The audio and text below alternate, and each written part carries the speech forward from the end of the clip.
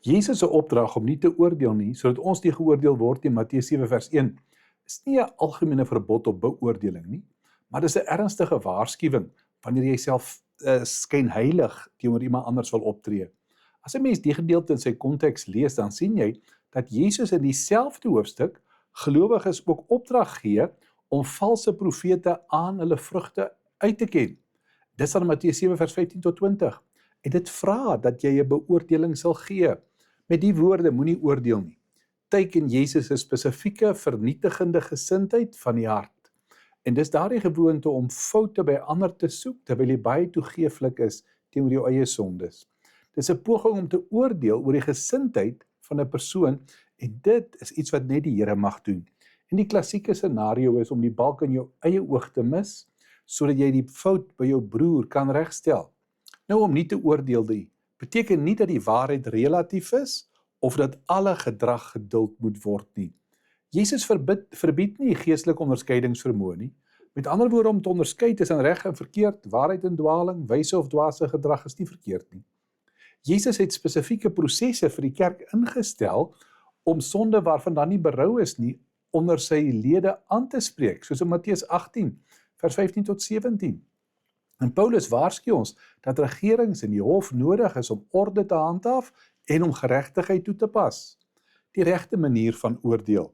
Dit leer ons in Johannes 7 vers 24, moenie volgens die uiterlike oordeel nie, maar doen dit regverdig, en dit vereis, doen selfondersoek, eers insig oor jou eie sonde, so jy duidelik kan sien wat verkeerd is, en dan tweede, liefdevolle gedrag, met ander woorde om die beste by ander te veronderstel, totdat die teendeel bewys word, en nommer 3, die strewe na herstel, om 'n medegelowige reg te help, nie om hulle in die grond te trap nie, maar om hulle te help, so hulle tot genesing kan kom. Nou, hierdie beginsel word kragtig vir ons geïllustreer in die verhaal van die vrou wat tydens oorspel betrap is. Dis Johannes 8.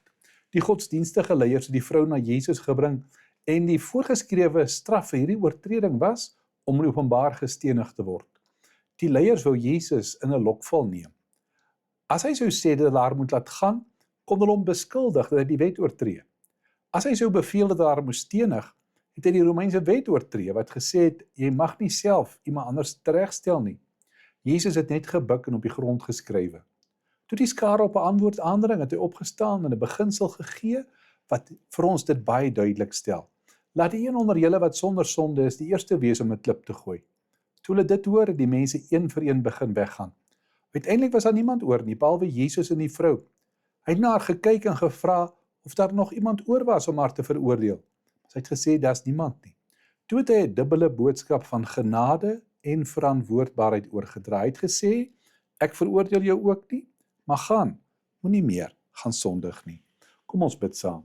Here, baie dankie dat ons sag kan wees op ander en hard op onsself. Amen.